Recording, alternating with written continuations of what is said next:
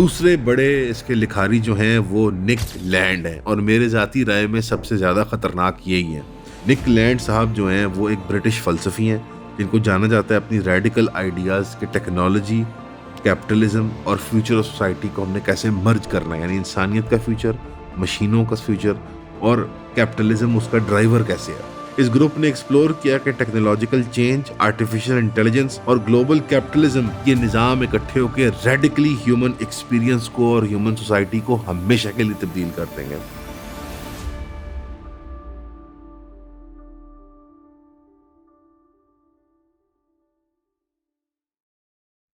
Chapter 2, इसके बड़े thinkers कौन हैं।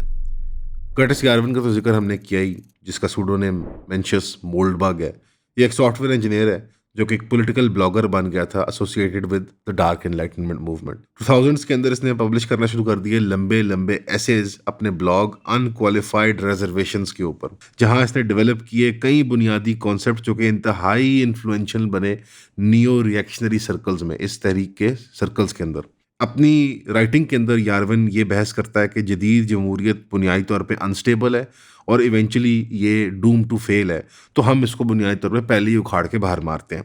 वो बिलीव करता है कि जमहूरी सिस्टम्स इनएफिशिएंट होते हैं बिकॉज सियासी लीडर कॉन्स्टेंटली वोटों के लिए और पॉपुलैरिटी के लिए मुकाबला करते हैं rather than focusing on long term stability. हमारे यहाँ भी ये बात की जाती है कि यार पॉलिसीज़ जो हैं वो लॉन्ग टर्म नहीं बनती, हम कॉन्स्टेंटली इलेक्शन साइकिल के पीछे भागते रहते हैं। और ये एक हकीकी तनकीद भी है जमहूरी निज़ाम के ऊपर, जायज़ तनकीद भी है। इसके मुतबादिल कर्टिस कहता है कि हमें एक निज़ाम बनाना चाहिए जो कॉरपोरेट मोनार्की होनी चाहिए। उसने उसको नाम भी दिया, यानी कॉरपोरेट स्टाइल, यानी company style, private sector style monarchy, बादशाहत। यानी ये एक तो वो बादशाहत थी जो डिवाइन राइट ऑफ किंग्स वाली थी, जो कि किसी खुदाई अताई लेवल पे कहा जाता था कि फ़लान कबीले के लोग, उसका फ़लान आदमी जो है वो हमारा बादशाह है, चूँकि ये अल्लाह की मंशा है। लेकिन अब उसको उन्होंने रिप्लेस कर दिया इस बात से कि ये हमारे प्राइवेट इंटरेस्ट की मंशा है। यानी जो खुदाई दर्जा है वो प्राइवेट इंटरेस्ट वालों को दिया जा रहा है, यानी कि वो टेक बिलियनियर्स वो चुनते हैं कि हम में से बादशाह जो आज है वो इलॉन मस्क है या आज पीटर थील है, चलो कल जो है सैम ऑल्टमैन को बिठा देंगे और परसों मार्क जिंगरबर्गर को। इस मॉडल के अंदर उसने ये कहा था कि एक मुल्क को कंपनी की तरह चलाना चाहिए जहां एक सिंगल एग्जीक्यूटिव अथॉरिटी जो कि एक सीईओ की मानंद हो, वो निज़ाम चलाए मुल्क का, और जो सिटीजन्स हैं वो शेयर होल्डर्स बन जाएं मुल्क के, यानी कि उनका कुछ ना कुछ हिस्सा हो मुजज़वी तौर पे मुल्क के निज़ाम के अंदर, ताकि सारों का मेन इंटरेस्ट जमा हो के वो सिस्टम की फंक्शनैलिटी को और एफिशिएंसी को मेंटेन किया जाए, ताकि ऑर्डर निज़ाम मेंटेन हो जाए। इसके लिए जो अल्टरनेटिव, ये क्योंकि एक राइट विंग तहरीक है, इसके मुकाबले में कुछ लेफ्ट विंग मूवमेंट्स या लिबरल मूवमेंट्स ने भी एक शेयर होल्डर कैपिटलिज्म का सलूशन सजेस्ट किया था कि जहाँ पे सबका एक एक हिस्सा बन जाए। इसके कई और पहले नाम दिए गए हैं, पहले इसको शेयर होल्डर कैपिटलिज्म कहा जाता था, और आज के दौर में इवन WEF वालों ने, जो कि इन रिएक्शनरी मूवमेंट्स का लिबरल वर्जन है, उसके क्लाउस श्वाब साहब ने कहा था कि हमें स्टेक होल्डर कैपिटलिज्म की ज़रूरत है। अब शेयर होल्डर कैपिटलिज्म से बढ़ के कि जिसका स्टेक है निज़ाम के अंदर, वो उस पर बात करने की गुंजाइश होनी चाहिए और उसके पास वो हक होना चाहिए कि वो निज़ाम को इन्फ्लुएंस कर सके। बहरहाल इस पूरे सुपर स्ट्रक्चर को मेटा नैरेटिव देने के लिए यारविस का एक और बहुत मशहूर कॉन्सेप्ट है जिसका नाम है द कैथीड्रल, यानी कलीसा, चर्च। लेकिन ये टर्म जो है ये एक मजहबी इस्तिलाह नहीं है। इससे मुराद ये है कि वो डिस्क्राइब जिसको करता है एक इनफॉर्मल नेटवर्क ऑफ इंस्टीट्यूशंस जो पब्लिक नज़रियात को इन्फ्लुएंस करते हैं और सियासी आइडियोलॉजी और तहरीकों की बुनियाद रखते हैं। यारविन के नज़दीक जो अहम हिस्सा हैं, जो अहम जुज़ हैं कैथीड्रल के, इस बड़े मेगा चर्च के ऑफ नज़रिया,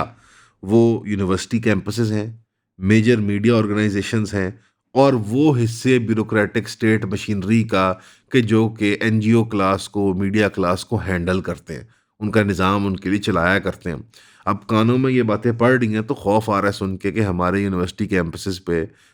कैंपसेस और स्कूल कैंपसेस पे, हमारे मेन स्ट्रीम मीडिया पे और हमारी ब्यूरोक्रेटिक क्लास पे किसका राज है, कौन उस पर काबिज है और वो क्या फ्रेमवर्क बना रहा है नज़रियात का और पॉलिटिकल आइडियोलॉजी का। यार्विन का कहना ये है कि ये इदारे जो हैं वो इज्तिमाई तौर पे लिबरल निज़ाम, जो लिबरल पॉलिसीज़ हैं जिसके ख़िलाफ़ है कर्टिस यार्विन, जो कि ख़त्म करना चाहता है लिबरल डेमोक्रेसी को, वो ये इदारे जो हैं वो इज्तिमाई तौर पे उनको प्रमोट करते हैं नज़रियात को, और रीइंफोर्स करते हैं एक पूरी आवाम के अंदर। और इनको कोई सेंट्रल अथॉरिटी की शायद कभी ज़रूरत भी नहीं पड़ती, ये एज अ हाइव माइंड इनफरादी तौर पे अपनी अपनी जगह अपना काम करते रहते हैं। तो इनको यार्विस अपना मेन टारगेट बनाता है। इसको आसान करने के लिए यार्विन ने एक और मिसाल दी कि द मैट्रिक्स फिल्म अगर आप देखें तो उसके अंदर जो है वो मशीनें नहीं रियलिटी को कंट्रोल करनी। वो कह रहे हैं जिसका सिस्टम था मैट्रिक्स के अंदर, बल्कि वो इन्फ्लुएंस जो है वो मीडिया नैरेटिव से आता है, एकेडमिक इंस्टीट्यूशन से आता है और कल्चरल अथॉरिटी से आता है। इसकी ये एनालॉजी जो है वो है कैथीड्रल जो है वो अवाम की सियासी, समाजी नज़रियात को, वर्ल्ड व्यू को इन्फ्लुएंस करती है, गाइड करती है, और वो उनको बताती है कि क्या हराम है, क्या हलाल है, क्या नॉर्मल है, क्या इलिजिटिमेट है, क्या जायज़ है, क्या नाजायज़ है। और इस ज़िमन में आपने पिछले 20 सालों में एक बड़ी रूथलेस ऑनलाइन लड़ाई विटनेस की, जो कहते हैं द कल्चर वॉर्स, के जिन्स के एतबार से ख़वातीन के हकूक़ किस हद तक जा सकते हैं, जिनसियत के इजहार के अंदर LGBTQIA2+ कैटेगरीज के अंदर कौन से जायज़ हैं, कौन से नाजायज़ हैं। ये कल्चरल, मॉरल, पॉलिटिकल वैल्यूज़ के जो लेसन्स मिल रहे हैं हमें उस मैस मीडिया मशीन, उस मैस एजुकेशनल कॉम्प्लेक्स यूनिवर्सिटियों के, और उस ब्यूरोक्रेटिक मशीनरी की, उस सिविल सर्वेंट की जिसने transgender clinic, transgender ID card lab और पता नहीं क्या क्या चीज़ें डेवलप करनी है, ये सारे का सारा कुछ हम इस द कैथीड्रल से ले रहे हैं। और कर्टिस यार्विन का इसको तशबीह देना कैथीड्रल पे, ये हमारे अपने नज़रियात से भी बहुत दूर नहीं। क्या वो कुरान की आयत पर जब सवाल पूछने पुराने ईसाई सहाबा जब रसूलुल्लाह के पास आए कि हम अपने रहबानों को, अपने उलमा को हम इलाह तो नहीं मानते थे, खुदा तो नहीं मानते थे, तो रसूलुल्लाह ने जवाब दिया कि क्या तुम्हारे लिए वो तय नहीं करते थे कि क्या हराम है और क्या हलाल है? क्या वो हराम को हलाल और हलाल को हराम नहीं कर दिया करते थे? तो ये जो कैथीड्रल है, इसकी जो तशबीह मिलती है हमें यार्विन की राइटिंग के अंदर, ये बिल्कुल एक्यूरेट है। क्योंकि इस जायज़ और नाजायज़ की बहस, उसका पैमाना अब कुरान, हदीस, हमारी शरीयत, कोई मेटाफिज़िकल ग्राउंडिंग नहीं है, बल्कि वो मीडिया मशीनरी है, वो एकेडमिक इंस्टीट्यूशंस हैं और वो सिविल ब्यूरोक्रेट्स हैं जो कि हमारे नौजवान बच्चे बच्चियों को समझाते हैं कि क्या हराम है, क्या हलाल है, क्या सही है, क्या गलत है। हम कर्टिस यार्विन की नज़रियात से तो नहीं इत्तेफाक करते, लेकिन उसकी तनकीद लिबरल इंस्टीट्यूशंस की हाइव माइंड, उनका कैथीड्रल जो है, जो उनका मजहबी पेशवा है इस वक्त, उसकी इस एनालॉजी के साथ बिल्कुल मैं इत्तेफाक करता हूँ। दूसरे बड़े इसके लिखारी जो हैं वो निक लैंड हैं, और मेरे ज़ाती राय में सबसे ज़्यादा ख़तरनाक यही हैं। निक लैंड साहब जो हैं वो एक ब्रिटिश फ़लसफ़ी हैं जिनको जाना जाता है अपनी रेडिकल आइडियाज़ के टेक्नोलॉजी, कैपिटलिज्म और फ्यूचर ऑफ सोसाइटी को हमने कैसे मर्ज करना है, यानी इंसानियत का फ्यूचर, मशीनों का फ्यूचर, और कैपिटलिज्म उसका ड्राइवर कैसे है। 1990s में निक लैंड एक साइबरनेटिक कल्चर रिसर्च यूनिट का हिस्सा थे, CCRU। ये रिसर्च इंस्टीट्यूशन जो था फ़लसफ़ा, cyberpunk culture, science fiction और साइंटिफिक थ्योरी को मर्ज करने की ख्वाहिश में काम करता था। इस ग्रुप ने एक्सप्लोर किया कि टेक्नोलॉजिकल चेंज, आर्टिफिशियल इंटेलिजेंस और ग्लोबल कैपिटलिज्म, ये निज़ाम इकट्ठे होकर रेडिकली ह्यूमन एक्सपीरियंस को और ह्यूमन सोसाइटी को हमेशा के लिए तब्दील कर देंगे। लैंड मशहूर ये हुआ क्योंकि उसने एक कंट्रोवर्शियल फ़लसफ़ियाना तस्वर पेश किया था कि एक्सेलरेशनिज्म में मैं इंगेज करना चाहता हूँ। एक्सेलरेशनिज्म से मुराद क्या है? स्पीड अप करना, सिंपल टर्म्स के अंदर, कि जो कुव्वतें दुनिया को ट्रांसफॉर्म करने में लगी हुई हैं, स्पेसिफिकली कैपिटलिज्म, ऑटोमेशन और डिजिटल टेक्नोलॉजी यानी IT, इनको रेजिस्ट नहीं करना, इनको आहिस्ता नहीं होने देना, बल्कि इनको एक्सेलरेट करना है, इनको तेज़ करना है। बिकॉज जो भी मंतकी कंक्लूजन होना है हमारी इस माशरत का, उस तक हम पहुंच जाएं। एक्सेलरेशनलिज्म के अंदर एक नाइलिज्म का तस्वर आता है कि ये एक नेगेटिव आइडियोलॉजी है, बिकॉज ये इंसानियत दुश्मन नज़रिया है। लेकिन निक लैंड वगैरह का ख्याल ये है कि ह्यूमन एक्सपीरियंस को ही ट्रांसफॉर्म कर देने की ज़रूरत है, क्योंकि निक लैंड जो हैं और इसके सारे साथी ये ट्रांस ह्यूमनिस्ट हैं। ये सेक्स और जेंडर के मसाइल में नहीं पढ़ते कि किसकी प्राइवेट पार्ट्स कौन से हैं और कौन जिनसियत के मामले कैसे करता है और कौन बाथरूम कैसे जाता है। इनका कंसर्न ये है कि इंसानी एक्सपीरियंस ऑल टुगेदर ही हम तब्दील कर दें, हम मावराए इंसानियत कोई नई चीज़ बन जाएं, हम ट्रांस ह्यूमन हो जाएं। जॉर्ज ऑरवेल के नॉवल 1984 और क्रिश्चियन बेल की साइफाई एक्शन मूवी इक्विलिब्रियम के दरमियान क्या कॉमन है? इमीडिएटली देखते हैं तो लगता है कुछ भी नहीं। लेकिन जब गहराई में जाते हैं तो पता लगता है कि ये दोनों थीमेटिकली एक चीज़ के बारे में, वो है डिस्टोपियन गवर्नमेंट, जिसको बिग ब्रदर भी कहते हैं। जो बिग ब्रदर जो हमेशा देख रहा होता है आपको। बिग ब्रदर का चर्चा तो बहुत है आजकल पाकिस्तान के अंदर, लेकिन इस तरह के कॉम्प्लिकेटेड थीम्स को समझने के लिए हमने द क्लब बनाया है, जो कि पहले तो सिर्फ एक बुक क्लब हुआ करता था पिछले 1-1.5 साल के लिए, लेकिन अब हमने उसको एक यूनिवर्सल क्लब बना दिया है, इसके अंदर किताबें, popular films, documentaries, articles, published papers, इन सारों का मजमुआ बना के हम thematically month to month complex ideas को एक ग्रुप सेटिंग के अंदर एक कम्युनिटी के साथ समझने की कोशिश करते हैं। तो अगर आप ज्वाइन करना चाहते हैं eonpodcast.com पे जाएं और अपनी मेंबरशिप परचेज करें, ताकि हम जुमे के जुमे आपसे मुलाकात कर सकें। सी यू देयर इंशाल्लाह। लैंड की भी यही ख्वाहिश थी कि ये निज़ाम जो है ये इवेंचुअली पॉलिटिकल इंफ्रास्ट्रक्चर को, सिर्फ ट्रेडिशनल सिस्टम्स को इरोड करके ख़त्म कर देंगे, और इसीलिए वो एक्सेलरेट करना चाहता था कैपिटलिज्म और टेक्नोलॉजी की क़ुव्वतों को, और वो चाहता था कि नई फॉर्म्स ऑफ पावर आए जो ड्रिवन हो टेक्नोलॉजिकल और इकोनॉमिक सिस्टम से। लैंड के सबसे जो एक्सट्रीम इंटरप्रिटेशंस थी उनमें यह था कि एडवांस टेक्नोलॉजी, आर्टिफिशियल इंटेलिजेंस और ग्लोबल मार्केट जो है वो एक फ्यूचर क्रिएट करेंगे जहाँ human political control completely unimportant बन जाएगा, ये निज़ाम ऑटोमेट हो जाएगा। इस सिनेरियो में हमारी माशरत एक पोस्ट ह्यूमन टेक्नोलॉजिकल ऑर्डर पे चली जा सकती है, यानी ट्रांस ह्यूमन जो है, what it means to be trans human, इसके एक highly capable elite, powerful corporations और ऑटोनोमस टेक्नोलॉजिकल सिस्टम्स दुनिया का निज़ाम चलाएंगे, और उसके बियॉन्ड इंसानों को सिस्टम के साथ एंगेज करने की ज़रूरत नहीं पड़ेगी। लैंड इवेंचुअली एकेडमिक फ़लसफ़े से दूर हो गया और इंक्रीजिंगली नॉन रिएक्शनरी फिक्र से मुतासर होने लगा, और उसी इन्वायरमेंट के अंदर उसने इन्फ्लुएंस, जिसने कर्टिस यारविन को बिल्ड किया था, उसी ने निक लैंड की भी सोच को बिल्ड किया। यारविस अल्टरनेटिव पॉलिटिकल सिस्टम्स को बिल्ड करने में और डिज़ाइन करने में फोकस करता है, सच एज कॉर्पोरेट मोनार्की, और लैंड जो फोकस करता है वो स्पेकुलेटिव थियोरेटिकल नैरेटिव्स में और टेक्नोलॉजिकल और इकोनॉमिक फोर्सेस में, जो कि नेचुरली पुश करती हैं माशरतों को हायरार्किकल पोस्ट डेमोक्रेटिक स्ट्रक्चर्स के अंदर। आप ऐसे समझिए कि कर्टिस यारविन जो है वो इंजीनियर है, वो मेमार है, वो बिल्ड कर रहा है इस निज़ाम को, और निक लैंड जो है वो इस निज़ाम का साइबरनेटिक प्रॉफिट है। जैसे वो अपने आप को एक सीयर मानता है कि मैं एक विजनरी हूँ, मुझे ये विजन्स आते हैं, और वो जैसे इसको फिलोसोफाइज कर रहा है, वो उसका थिंकर है इस निज़ाम का। चैप्टर 3 सिलिकॉन वैली और डार्क एनलाइटनमेंट का असर और रसूख उसके ऊपर। अब ये समझने के लिए कि क्यों सिलिकॉन वैली को इतना अट्रैक्ट करती है ये डार्क एनलाइटनमेंट, ये समझने में आसानी हो जाएगी कि कल्चर क्या है टेक्नोलॉजी वर्ल्ड का। ज़्यादातर फाउंडर्स जो हैं और वेंचर कैपिटलिस्ट जो हैं वो अपने आप को प्योरली एज बिजनेस पीपल नहीं देखते, उनके अंदर एक मजहबी मोटिवेशन और ड्राइव है कि हम अपने आप को मेमार देखते हैं, आर्किटेक्ट देखते हैं, इंजीनियर देखते हैं ऑफ द फ्यूचर। ये वो लोग हैं जो स्कूल और यूनिवर्सिटी और कॉलेज के अंदर बुली होते थे, और उन्होंने अपनी ज़िंदगी का सिंगुलर मकसद बना लिया कि क्योंकि रियलिटी मेरे इर्द गिर्द जो है मेरे पे जुल्म करती है, मेरे साथ डिफरेंट होने की वजह से सख्ती करती है, तो रादर देन मैं अपने आप को तब्दील करूं जिस तरह से मामूल इंसानों के अंदर ख्वाहिश होती है, मैं अपने गिर्द पूरे निज़ाम को हमेशा के लिए तब्दील कर दूंगा। ए रिवेंज ऑफ द नर्ड्स अगर आप तसव्वुर कर लें कि ये वो नर्ड्स हैं, ये वो लूजर्स हैं जो कि आज तक हाई स्कूल के ट्रॉमा से बाहर नहीं निकल सके, और चूंकि ये अपने इर्द गिर्द एक निज़ाम को तब्दील कॉन्स्टेंटली करना चाहते हैं, हर वक्त ये डिसरप्शन करना चाहते हैं। आईटी में आपने कभी ये लफ्ज़ भी सुना होगा कि डिसरप्शन चाहिए हमें मार्केट के अंदर, तो ये डिसरप्शन प्रोसेस को क्योंकि वो एक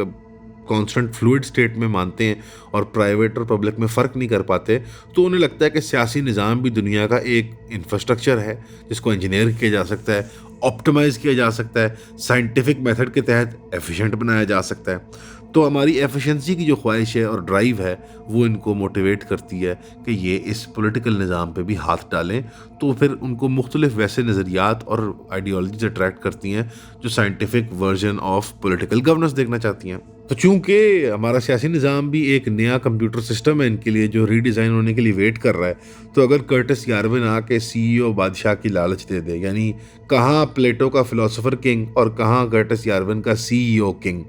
तो वो हवा भी, तो क्योंकि अक्सर एलीट्स जो हैं वो हवा को पूछते हैं अपनी अपनी ख्वाहिशात को, तो इससे बढ़ के क्या हवा की ख्वाहिश है कि मैं पूरी दुनिया का या पूरे मुल्क का बादशाह हूँ। अब इस इंटेलेक्चुअल क्लाइमेट के अंदर आपको बड़े बड़े फिगर्स नज़र आते हैं इंटरसेक्शन के अंदर के पीटर थील जैसे जो ओपनली बात करता है कि आज़ादी और जमहूरियत क्या कंपैटिबल हैं जदीद दौर के साथ, और वो पूरे पूरे पॉलिटिकल कैंडिडेट्स और निज़ाम फंड करता है कि वो ऐसी एक हुकूमत को सामने लेके आएँ कि जो उसके नज़दीक वो ज़्यादा मुस्बत साबित हो इंसानियत के लिए उसके मुताबिक। और सबसे प्रोमिनेंट कैंडिडेट जो अमेरिका का सदर है currently vice president JD Vance, वो बाकायदा पीटर थील का ज़ाती शागिर्द है और ज़ाती उसको तौर पे उसने प्रमोट करके इस पोजीशन तक लाया है। इंटरेस्टिंगली इनफ पीटर थील जो है निक लैंड की तरह एक एंटी क्राइस्ट या एक मजहबी फिगर की भी बात करता है, और वो ये कहता है कि ग्लोबल टेक्नोलॉजिकल ऑर्डर को इमर्ज करने के लिए हमें केओस के प्रिवेंट करने की ज़रूरत है। और एक आयरनी ये है कि वो जो निज़ाम है मैस सर्वेलेंस का, एल्गोरिथमिक गवर्नेंस का और इमेंस प्राइवेट टेक्नोलॉजिकल पावर का, जो केओस वो खुद क्रिएट कर रहे हैं, वो कहते हैं इस केओस के रद्द अमल में हमें अपना निज़ाम कायम करना पड़ेगा। यानी वो खुद वो प्रॉब्लम क्रिएट कर रहे हैं जिसके नज़रिए में उनको अपना निज़ाम क्रिएट करना पड़ेगा, और वो कहते हैं कि जो हमारे निज़ाम के सामने रुकावट बनेगा वो एंटी क्राइस्ट है, वो दज्जाल है। और उस पर पूरी एक सीरीज़ ऑफ टॉक्स रखी थी पीटर थील ने, जिससे पूरी दुनिया परेशान हो गई थी कि ये क्या हरकतें कर रहे हैं। इसकी सबसे खौफनाक मिसाल ये है कि पैलेंटीर जो पीटर थील की कंपनी है, जो कि एक लॉर्ड ऑफ द रिंग्स के अंदर ऑल सीइंग ऑर्ब के लिए इस्तेमाल की गई थी, जो कि ईवल ऑर्ब है, जो कि इंसानों के दिलों में झांकने के लिए और लोगों के हाल जानने के लिए एक डिवाइनिंग स्टोन होता है, एक क्रिस्टल बॉल होता है, उसके नाम पे अपनी कंपनी का नाम है। इसकी टेक्नोलॉजीज़ इस वक्त पिछले 2.5 सालों से गाज़ा के जेनोसाइड के अंदर डायरेक्टली इस्तेमाल की गई हैं, और उन्होंने इतना परफेक्ट कर लिया अपना ट्रैकिंग और आईडी का निज़ाम कि आज वो गाज़ा के उस डेटा की बुनियाद पे अमेरिका के अंदर मेडिकल सर्विसेज में जो इमरजेंसी में एम्बुलेंस बुलाते हैं उनके टाइम्स को ऑप्टिमाइज़ करने में बेहतरी हासिल कर दिया। एक साहब ने कहा था कि ये न मॉरल हैं ना ये इमोरल लोग हैं, ये ए मॉरल है, क्योंकि ये अपने आप को मावराए इंसानियत को चीज़ मानते हैं, तो ये अपने आप को मावराए इखलाकियात और मावराए कानून और मावराए शरीयत भी कुछ चीज़ मानते हैं। चैप्टर नंबर 4, क्राउली और पार्सन्स का क्या ताल्लुक है इस सारे के साथ। एलिस्टर क्राउली और जैक पार्सन्स एक बहुत डीप कल्चरल एको है, क्योंकि 20वीं सदी अंग्रेज़ी बोलने वाले मगरबी इलीट्स जो हैं वो ऑलरेडी जो है एक्सपीरियंस कर रहे थे एक टेक्नोलॉजिकल एम्बिशन और उसका फ्यूजन ईसोटेरिक मजहबी विजन्स के साथ, कि ह्यूमन ने एक्सपीरियंस को हमेशा के लिए ट्रांसफॉर्म कर दिया जाए। एलिस्टर क्राउली अकल्ट फ़लसफ़े के सबसे ताकतवर एक 19वीं और 20वीं सदी के मशहूर आदमी, जिसने एक मज़हब कायम किया था थलेमा। वो थलेमा मज़हब जो है वो idea of a new age को कहता था कि मैं एक नई मोरालिटी से बढ़ के एक नई एज में जाने वाला हूँ, और उसका शागिर्द था एलिस्टर क्राउली का जैक पार्सन्स। जैक पार्सन्स को जदीद दौर की रॉकेट टेक्नोलॉजी का बाप माना जाता है और उससे एक पायनियर माना जाता है एरोस्पेस इंजीनियरिंग के अंदर, क्योंकि क्राउली उसके उस्ताद के मिस्टिकल आइडियाज़ के अंदर एक राय ये थी कि एरोस्पेस एक्सप्लोरेशन जो है वो फंडामेंटल है ह्यूमन एक्सपीरियंस को एक नए दौर में ले जाने के लिए। 1940s के अंदर जैक पार्सन्स ने अपने उस्ताद के साथ एक रिचुअल सीरीज शुरू की थी बेबीलोन वर्किंग की, जहाँ पे एक बहुत बड़ी थेलेमिक सिंबलिज्म के ज़रिए एक फ़ीमेल प्रेजेंस को, एक बड़ी रूह को, एक बड़े जिन को उन्होंने दुनिया में लेके आना था, कॉल्ड बेबीलोन। और उस बेबीलोन ने मदद करनी थी, इस पावरफुल स्पिरिचुअल फिगर ने मदद करनी थी क्राउली की राइटिंग्स के मुताबिक एक नए दौर को ले आने में। पार्सन्स ने इन रिचुअल्स के साथ समझा था कि एक नया दौर शुरू होगा रूहानियत का इंसानी तारीख़ के अंदर, और ये दौर जो है इसको लाने की मदद करने के लिए ना सिर्फ जैक पार्सन्स और एलिस्टर क्राउली मौजूद थे, बल्कि इसके अंदर एक और आदमी शामिल था, L Ron Hubbard. L Ron Hubbard वही है, यकीनन आप जानते होंगे, जिन्होंने साइंटोलॉजी मज़हब कायम किया था, जिसके अल मशहूर सबसे मानने वाले हमारे फेवरेट मिशन इम्पॉसिबल वाले टॉम क्रूज साहब हैं। ये भी एक अजीब व गरीब सा एक ईसोटेरिक टेक्नोलॉजी बेस्ड मज़हब है, जो टेक्नोलॉजी और स्पिरिचुअलिटी को मिक्स करके एक अजीब साई-फाई टाइप की स्टोरी सुनाता है इंसानियत के बारे में, बट ये एक और टाइम के लिए डिस्कशन है। लिखते लिखते जैक पार्सन्स ने इवेंचुअली एक बहुत बड़ी अनवेलिंग की कि मेरे ख्वाबों में मेरा मास्टर आता है, मेरा असल मसीहा आता है, और वो मुझे ये कहता है कि रॉकेट फ्यूल को इन्वेंट करना और इसको डेवलप करना फर्दर ये ज़रूरी है, क्योंकि मेरा दौर दुनिया में तभी आएगा जब इंसान टेक्नोलॉजी के अरूज पे जाएगा। और जो मालिक है इनका, उसका नाम अपने ख्वाबों में बताते हैं बेलेरियन आर्मिलस अल दज्जाल। खैर पार्सन्स 1952 में एक धमाके से अपनी लेबोरेटरी के अंदर कत्ल हो जाता है कैलिफोर्निया पैसाडीना के अंदर, और आज तक हमें नहीं पता लगता कि वो कैसे कत्ल हुआ। आज तक मामला सेटल नहीं हुआ। आज आने वाले ओकल्टिस्ट ये कहते हैं कि जो बेबीलोन वर्किंग का जो रिचुअल किया था उसने, जहाँ बेबीलोन की वो स्पिरिचुअल एनर्जी को दुनिया में लाना चाह रहा था अपने मास्टर दज्जाल की बात सुनते हुए, वो कामयाब हो गई। और जो पूरा सोशल डिसरप्शन का निज़ाम खड़ा हुआ, यानी 1952 से लेकर आज तक जो सेक्सुअल सोशल ऑर्डर में डिसरप्शन आई है समाजी निज़ाम के अंदर, और टॉप टू बॉटम माशरतें तब्दील हो गई हैं, वो उसी रूहानी अमल के ज़रिए अचीव किया गया था। आज के टेक्नो फ्यूचरिस्ट भी यही बात करते हैं, इन्हीं नज़रियात को शेयर करते हैं, इसी तरह की इमेजिनेशन रखते हैं, और ये बिलीव करते हैं एक स्मॉल एलीट जो कि टेक्नोलॉजिकल और ईसोटेरिक नॉलेज के साथ पूरी दुनिया का निज़ाम चला सकती है, वही दुनिया का पॉलिटिकल और मॉरल ऑर्डर डिक्टेट करेंगे, और पुराना निज़ाम जो है वो रिडंडेंट हो चुका है। अब इस सब में इंसान को तसव्वुर करना पड़ेगा कि ये जो पीटर थील एंटी क्राइस्ट से लड़ना चाहता है, जो सो कॉल्ड एंटी क्राइस्ट है, जो टेक्नोलॉजी को स्लो डाउन करता है, जो निक लैंड के एक्सेलरेशनिज्म को रोकता है, जो रुकावट बनता है कर्टिस यारवन के टेक सीईओ के रास्ते में, उस एंटी क्राइस्ट जिससे वो लड़ना चाह रहे हैं सारे के सारे, क्या वही खुद जैक पार्सन का एंटी क्राइस्ट तो नहीं है? क्या वही खुद बेलियल आर्मिलस दज्जाल के पैरोकार नहीं है? Thank you for watching guys. अगर आपको इसके अंदर कोई तफसीली किसी चीज़ के बारे में गुफ्तगू करनी है, अगेन मैंने बहुत स्किम थ्रू किया, ये बहुत बड़े कॉन्सेप्ट्स हैं। सबसे पहले मैं शुक्रिया अदा करना चाहूँगा डैनियल हकीकत जो भाई का, जिनका प्लेटफॉर्म है थिंकिंग मुस्लिम, जिनके साथ कोलैबोरेशन में हमने ये बनाया है, और ख़ुसूसन उसके ऊपर हमारे भेड़िया भाई होते हैं अनोनमस, ये हमारे ही पाकिस्तानी एक्सपर्ट भाई हैं, बहुत प्यारे भाई हैं। इनके साथ मिल के हमने ये स्क्रिप्ट प्रोड्यूस किया। अगर आपको इसके बारे में तफसीलन जानना है और ये सीरीज़ देखनी है, तो आपको कमेंट्स में सवाल करने पड़ेंगे, और आपको इसको कम अज़ कम मेरे ख्याल में 1,00,000+ व्यूज़ पे लेके जाना पड़ेगा, क्योंकि ये वीडियो प्रोड्यूस करना अदरवाइज़ मुश्किल होती है। अगर आप यहाँ तक पहुँच गए हैं, कोशिश करें कि मेंबरशिप परचेज़ करें, नहीं तो इस वीडियो को ज़्यादा से ज़्यादा लोगों तक पहुँचाएँ। और अगर आपने इसके बारे में स्पेसिफिक एस्पेक्ट्स को जानना है, तो वहाँ कमेंट्स में आपको लिखना पड़ेगा। Thanks, bye bye.